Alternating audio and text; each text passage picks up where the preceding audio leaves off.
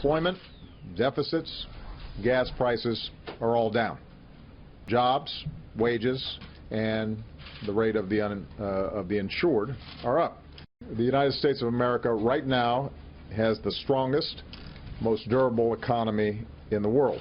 We're going to impose a tax on a barrel of oil, imported, exported, so that some of that revenue can be used for transportation, some of that revenue can be used for the investments in basic research.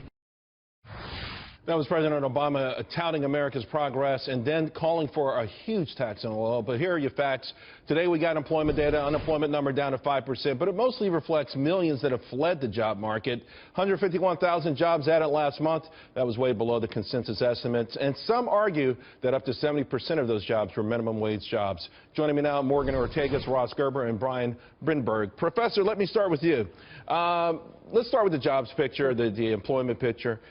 You know, listen, it's been a tough slog here. Yeah. We've had consecutive months of private sector job growth, but never that explosive growth like we saw under Ronald Reagan. That's right. And you know, it's so funny to think that we're sitting here talking about how great the jobs report was because it missed lowered expectations by 30,000 jobs. I mean, talk about an age of diminished expectations. You look at the report and you don't see anything really terrible here, but you just don't see anything to really get excited about. But there's nothing really explosive. That's right. There's nothing really exciting. A lot of retail jobs, a lot of restaurant jobs. No, it's just, this is okay, fine. It's more of the same. But when are we going to get something that actually drives real economic growth in the country? You know, Ross, still, you know, the president, he knows how to spin it, though.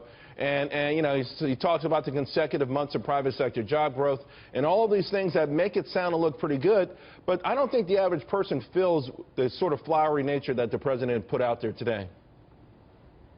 Yeah, I think you're right. And I think the bigger issue is all the numbers we're talking about are lagging indicators. And the president needs to think about the future, not where we are. And the economy isn't growing that fast. It's growing fine, but it could easily go the other way as much as it can go up. And there's more risk to the downside. So a lot of his proposals, I think he thinks about these things, but he doesn't think about how it will affect real-life jobs and the real economy. We need lower gas prices to help stimulate the economy. It doesn't make any sense to make them higher now for no reason, and then the government reinvests that money they take from us very poorly. So it doesn't make any sense to do these kind of things. We all know about Solyndra, but people should know about things like the Ivan power plant in California. A big, giant solar power plant that cost $3 billion. Over $2 billion came from the taxpayer. You know how many permanent jobs it created? 80. 80 permanent jobs. The president is talking about destroying another fossil fuel industry after coal, Morgan. It's a scary prospect. Ultimately, those are great jobs we're talking about kicking people out of. The White House admitted today that these proposals are not realistic and that there's no way they're going to get passed through Congress. But they say that putting this $10 per barrel tax on will go to the oil companies. Well, what happens to that? Everyone knows that that gets passed down to the consumers. Some people think that that could mean as much as adding 25 cents a barrel, a gallon, excuse me, whenever you're filling up that car. Who does that hurt?